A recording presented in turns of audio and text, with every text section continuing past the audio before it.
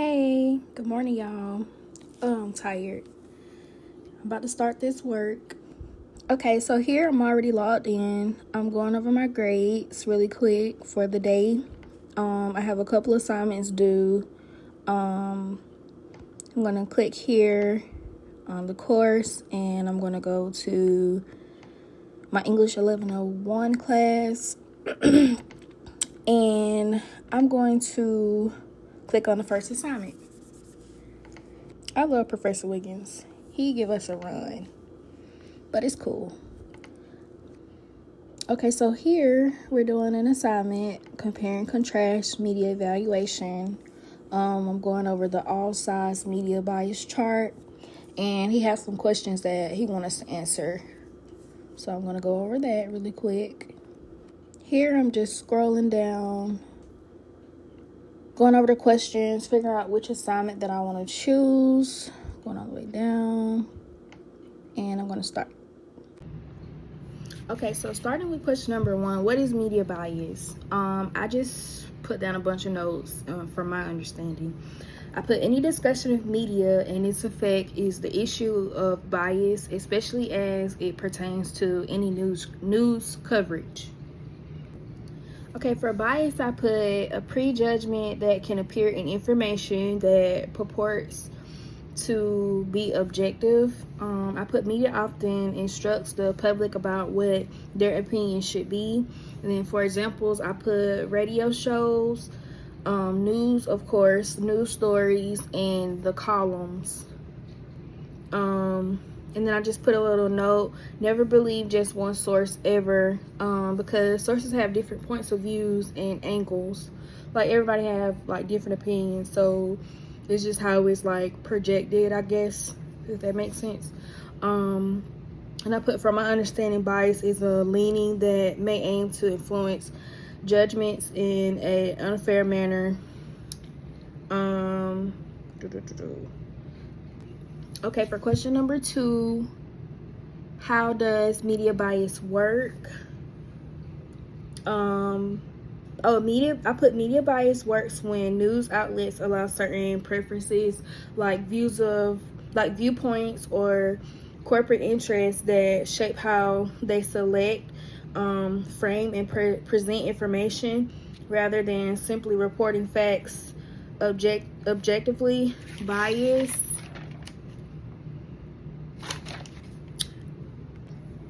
So regarding that, like, I feel like media platforms capture attention, and with that, it informs emotional manipulation. That's what I put down. So I feel like that's how media bias works. And for number 3, the question was, discuss how it can shape public understanding of major events. So for me to just get an understanding of,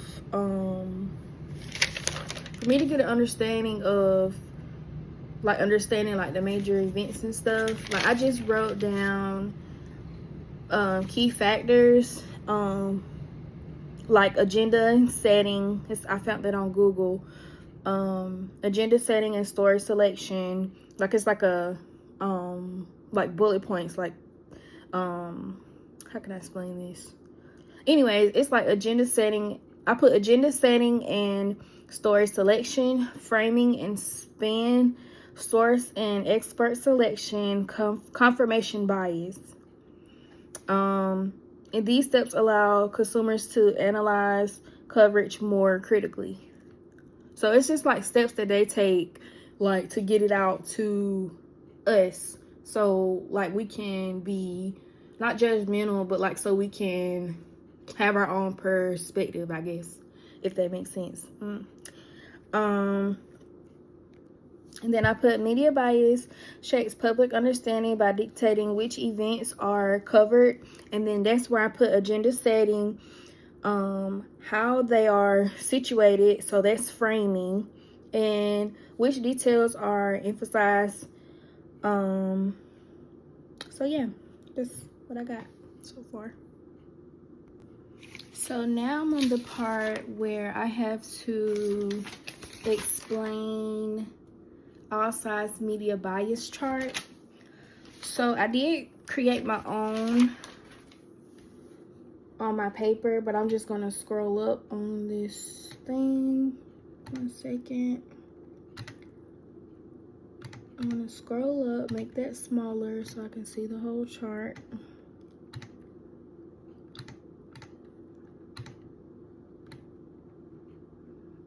Okay, so I'm gonna turn my camera. Okay, this is the all sides media bias chart. This part right here is let me see, it's left, lean left, center, lean right, and right. Okay, now the all sides media bias chart is a visual tool that is organized with news outlets on a spectrum of political bias. It evaluates how networks lean using 5 primary designations: left, left lean, center, lean right, and right. The chart serves to make media bias transparent so consumers can identify framing, seek out varying perspectives, and avoid echo chambers. And I got that directly from the allsides.com website. So from learning about this, I feel like it's like blind. It says that it was blind surveys of the public to see what the rate news sources and editorials, renews of staff or public staff.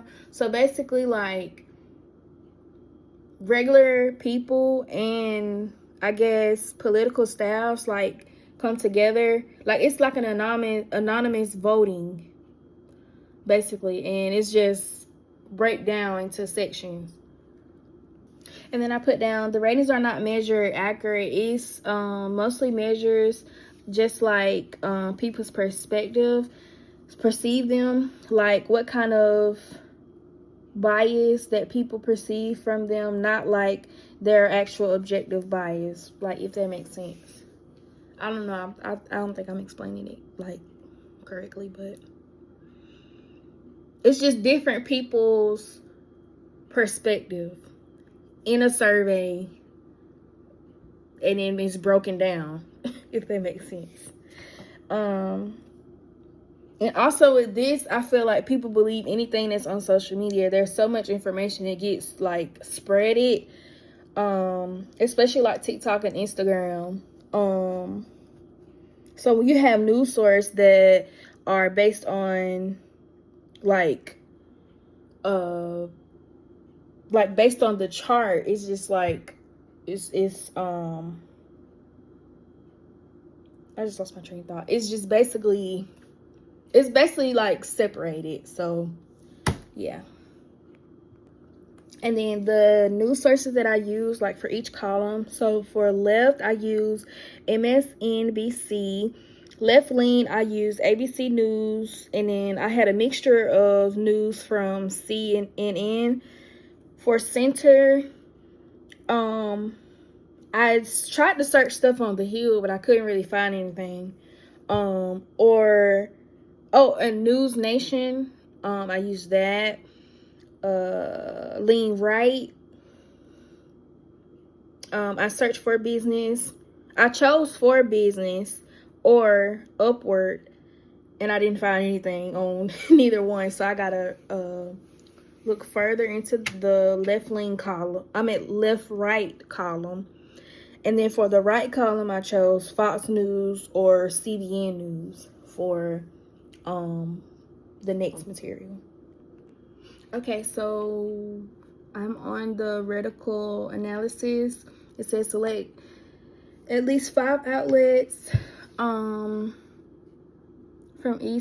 each position. I've already chose the outlet, so now I'm going to summarize how each outlet portrays one of the following. The Epstein file, or Donald Trump posted a video of Michelle and Barack Obama being portrayed as monkeys.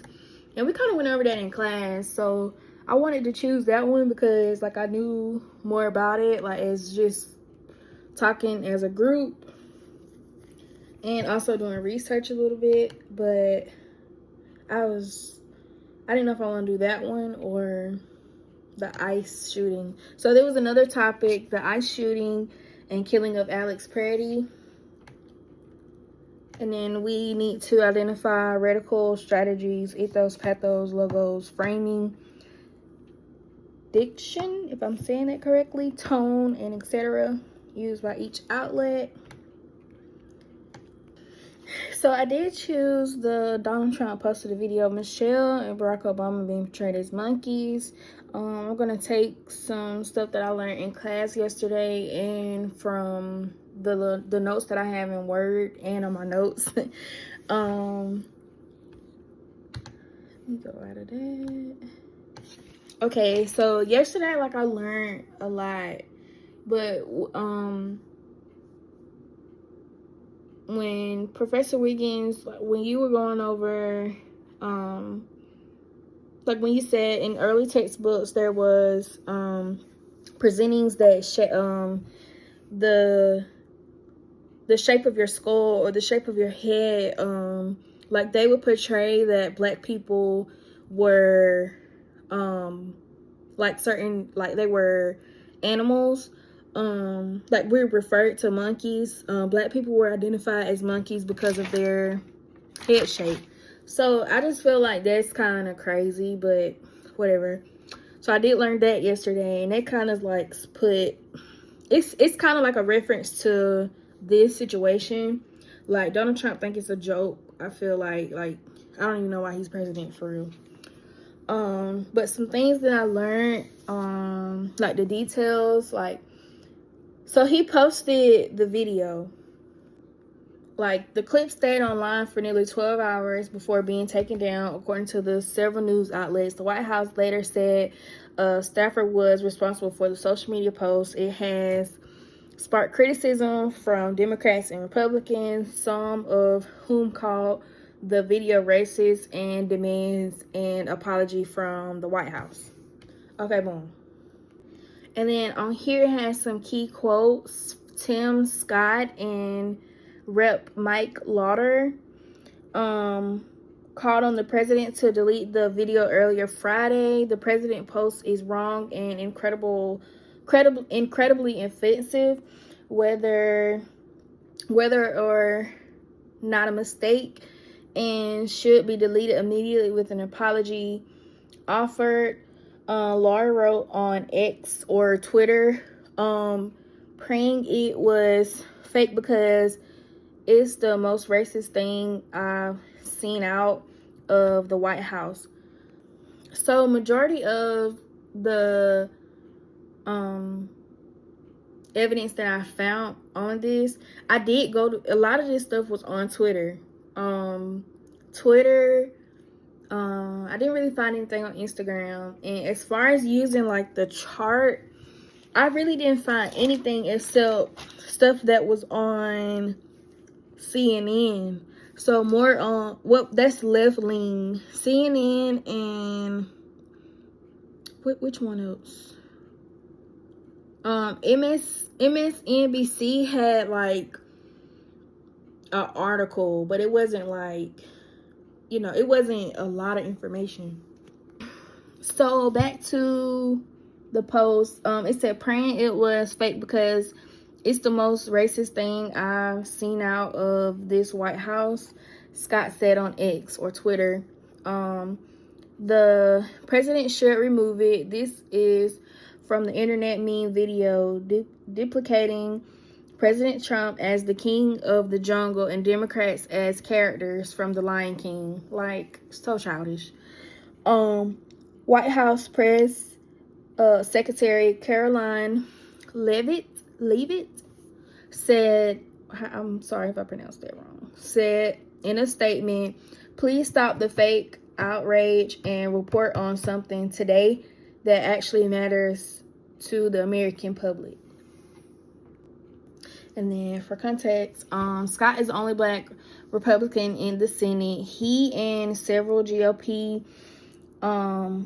lawmakers with ties to the White House criticized the video. The clip also promoted false claims about the 2020 election, and it release appeared to push the White House in criticize management mode. Advisors told lawmakers and reporters that Trump wasn't aware of the post and was very let down by the staffer who shared it. Like, please, that man is racist.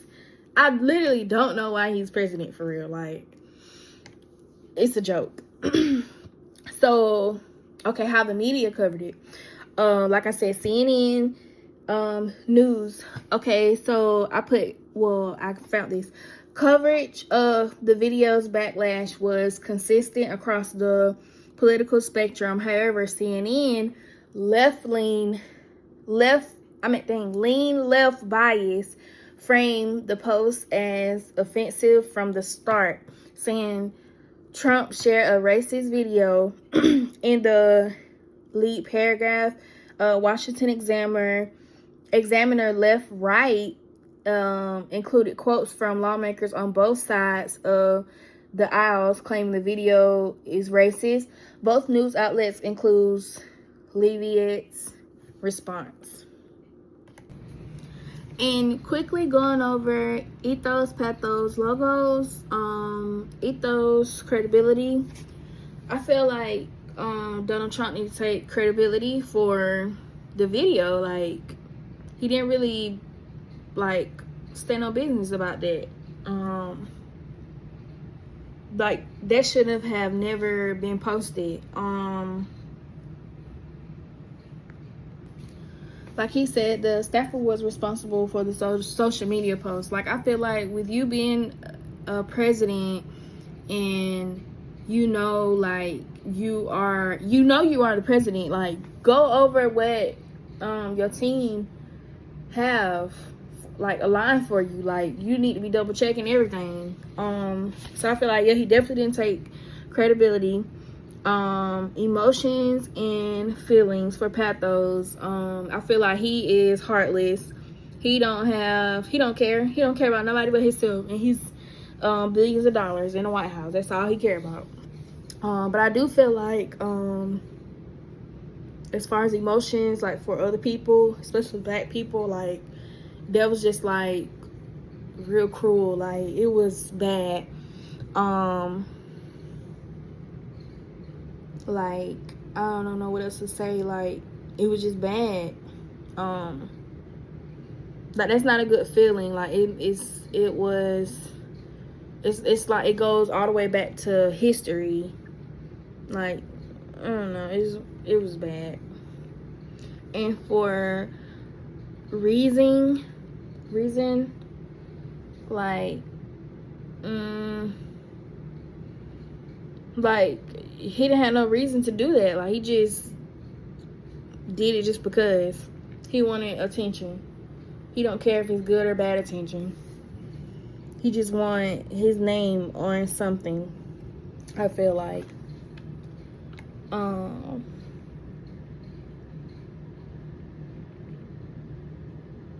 He never really like apologized. Like, it wasn't genuine. Like, And even like YouTubers, TikTok creators, like, their opinion on the video is like, and like how he just say like, oh, someone else did the post and he wasn't over it. Like, they are hurt. Like, they're mad. They're of course they're gonna say whatever comes in their mind, but it's just like, Donald Trump don't make it easier like for black people because he is racist. Like, it's just, if you're not in his campaign, he don't care. Like, he just feel like he can say whatever, do whatever, and that's what people were like speaking about.